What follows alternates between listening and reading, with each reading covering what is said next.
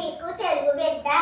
ఈ పద్యం తెలుగు బిడ్డ శతకంలోనిది భావం. తెలుగు బిడ్డ పాఠాన్ని 1కి 10 సార్లు చదివి బట్టి పెట్టకూడదు. భావాన్ని తెలుసుకుని చదవాలి. అర్థమైనట్లయితే కంఠస్థము చేయడం సులభమవుతుంది. పద్యం చదువురాని వాణ్ణి జగ్గు మెచ్చు చొంబు, చదువు నేర్చు వాణ్ణి జగ్గు మెచ్చు. దేశకాల గతిలో తెలియగా వచ్చును, తెలియమంచి చెడ్డ తెలుగు బిడ్డ. ఈ పద్యం తెలుగు బిడ్డ శతకంలోనిది భావం.